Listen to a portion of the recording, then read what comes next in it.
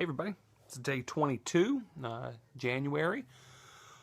We're looking at another one verse section tonight. We're looking at Philippians chapter 4, verse 5. And we're really looking at one word in this, and it's a word that we don't use a whole lot today. In the New American Standard Version, it's translated as forbearance. It's translated in a lot of different translations as gentleness or reasonableness, graciousness, gentleness, kindness, patience, meekness. There's a lot of different translations that are here. So let's take a look at those. Let's take a look at the text. Doing something a little bit different, so we can look at a couple of different versions here. I've got a parallel New Testament. Looking at Philippians chapter 4, verse 5. In the New King James, it says, "Let your gentleness be known to all men. The Lord is at hand." In the New International, we see, "Let your gentleness be evident to all. The Lord is near."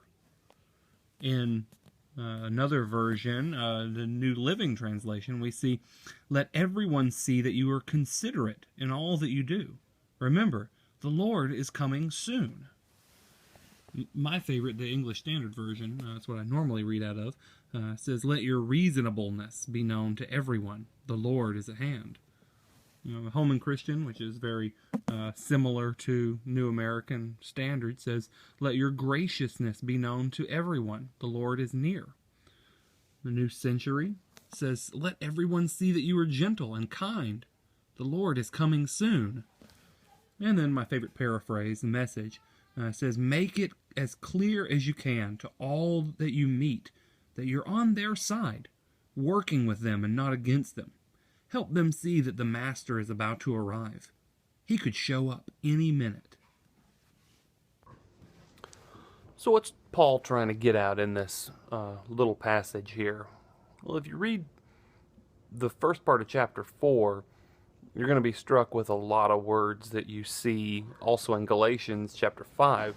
And I think Paul's kind of going through the fruit of the Spirit here. He's talking about love and joy and peace and patience. And here in this part right here in verse 5, he's talking about kindness and gentleness and self-control, all wrapped up into one, into this idea of forbearance or gentle spirit or patience with people. I really think it has to do with the idea of rights. I have certain rights that I feel entitled to, and when those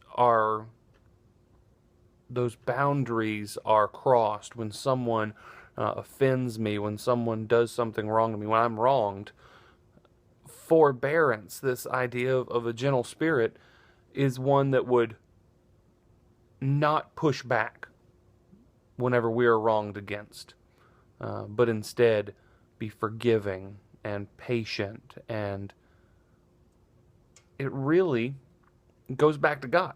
It goes back to God and what He has done for us. God is supremely holy, and His standard for holiness is constantly under attack by our sin. But what does God do? God, in His patience and His love for us, waited. He was patient with us, and He was kind. In Romans chapter 3, I just thought of it. Let me pull it up so I can get the words right.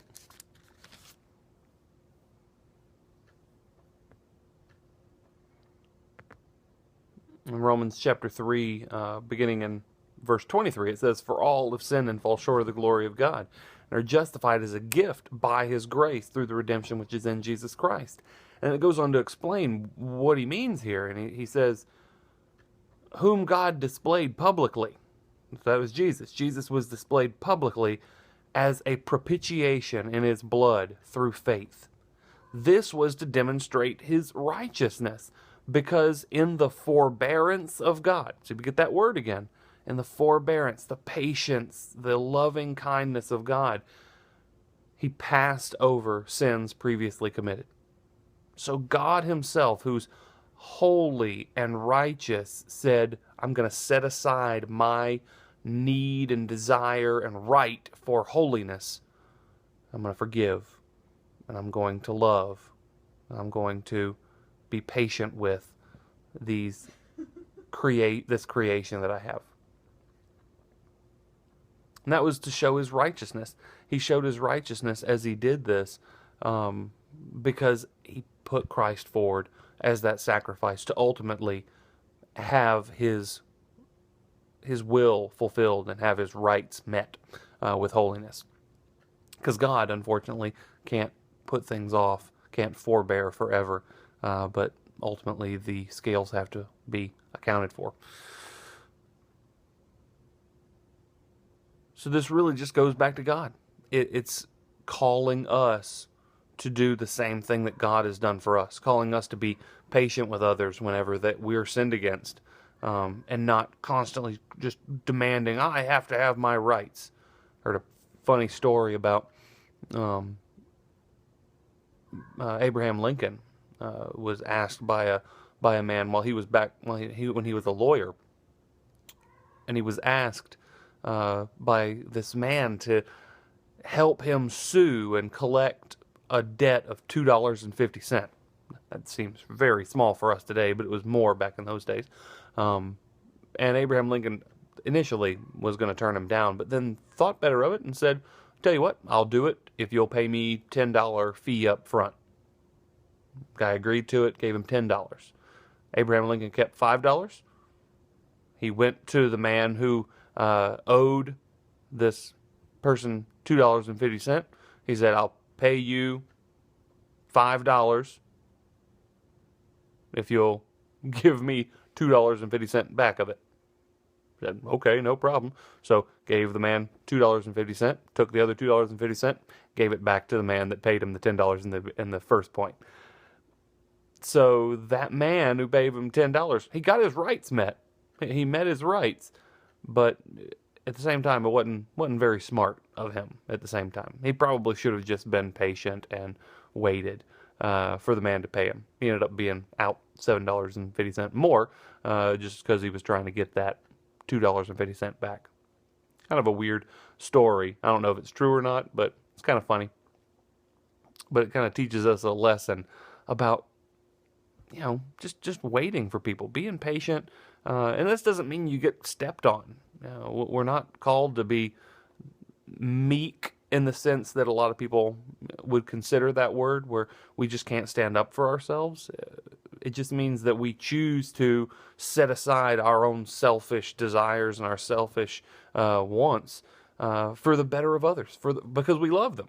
It's out of love that we choose to not seek our own desires and seek our own the wrongs against us to be righted. So it's kind of a sense of justice that's there, that is set aside so that we can love others and the gospel can go forward even more. Well, thank you for watching. I hope you're following along. You can follow me on Twitter at Engaging Culture. You can also go to my website, engagingculture.wordpress.com, or click on the subscribe button here on YouTube and continue to get daily updates. Thanks, you guys. Have a great night.